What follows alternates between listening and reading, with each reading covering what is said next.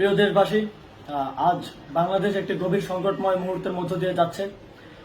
এখন পর্যন্ত আমাদের প্রাপ্ত খবর অনুযায়ী আওয়ামী লীগ, ছাত্রলীগ, যুবলীগের সন্ত্রাসীরা গুলি করে কুপিয়ে প্রায় 30-এর অধিক শিক্ষার ছাত্র জনতাকে হত্যা করেছে এবং দিন শেষ হতে হতে এই সংখ্যাটা কোথায় গিয়ে দাঁড়ায় আমরা জানি না। এরই প্রেক্ষিতে আমরা একটি সিদ্ধান্ত নিয়েছি। আমাদের একটি জরুরি সিদ্ধান্ত মোতাবেক আমাদের যে 6 তারিখের যে লং মার্চ টু ঢাকা কর্মসূচি ছিল সেটাকে আমরা একদিন এগিয়ে নিয়ে এসেছি। অর্থাৎ আগামীকাল 5ই আগস্ট সারা দেশের মুক্তিকামী জনতাকে ঢাকার উদ্দেশ্যে রওনা হওয়ার জন্য আমরা আহ্বান জানাচ্ছি। যারা পারবেন, যাদের পক্ষে সম্ভব হবে, আজ রাতেই আপনারা ঢাকার উদ্দেশ্যে রওনা হয়ে যান। আমরা আগামীকাল সারা দেশের মুক্তিকামী জনতাকে ঢাকায় আসার আহ্বান জানাচ্ছি। বিশেষ করে ঢাকার আশেপাশের যে জেলাগুলো আছে, আপনারা দায়িত্ব নিয়ে মসজিদের মাইকে ঘোষণা দিয়ে যাদেরকে পাবেন সবাইকে নিয়ে ঢাকার উদ্দেশ্যে রওনা হন। এই লড়াই আমাদের জন্য একটি চূড়ান্ত লড়াই। আমরা চূড়ান্ত ঘোষণার জন্য প্রস্তুত। আমরা গণভবনের দিকে যাত্রার জন্য প্রস্তুত এবং সেই উদ্দেশ্যেই আপনারা সবাই ঢাকা আসুন। আমরা আপনাদের সবাইকে নিয়ে আমাদের চূড়ান্ত দাবি আদায়ে এগিয়ে যাব। আমি জানি না সমন্বয়করা আজকে রাতে বেঁচে থাকতে পারবে কিনা, কিন্তু আপনাদের উপর আমরা এই দায়িত্ব দিচ্ছি। আপনারা সবাই নিজ দায়িত্বে ঢাকায় আসবেন আগামীকাল এবং পরশু পরিস্থিতি বিবেচনা করে পরশু গণভবনের দিকে 4 দিক থেকে আমরা রওনা হব।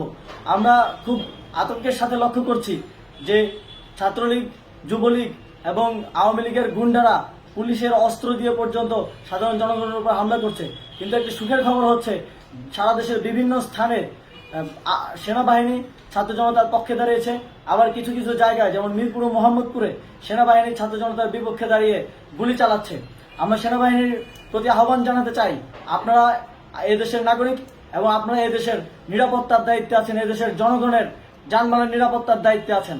আপনারা দেশের পক্ষে এবং দেশের জনগণের জন্য কাজ করবেন। কোনো খুনি সরকারের জন্য, কোনো খুনি রাজনৈতিক দলের জন্য কাজ করবেন না। এটি এদেশের জনগণ আপনাদের থেকে প্রত্যাশা করে।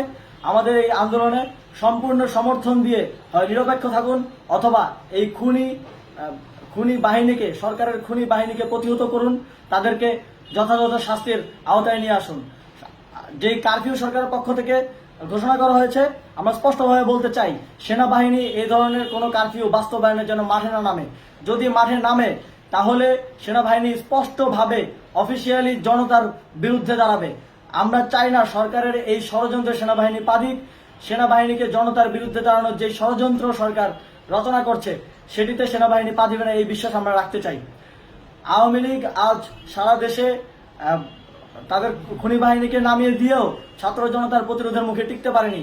রাজপথের পরাজিত শক্তি হিসেবে তারা সেনাবাহিনী সহ অন্যান্য বাহিনীকে আমাদের বিরুদ্ধে কাজে লাগানোর চেষ্টা করছে। এই চেষ্টাকে, এই ষড়যন্ত্রকে ব্যর্থ করতে হবে এবং আগামীকাল সারা দেশে মসজিদে মসজিদে ঘোষণা দিয়ে ঢাকার উদ্দেশ্যে আপনারা রওনা হন। প্রত্যেকটি পরিবার থেকে অন্ততপক্ষে একজনকে ঢাকার উদ্দেশ্যে রওনা করে দিন, এই ইতিহাসের সাক্ষী হতে, একটি নতুন বাংলাদেশের অভ্যুদয় ঘটানোর একজন কর্মী হতে। ধন্যবাদ সকলকে।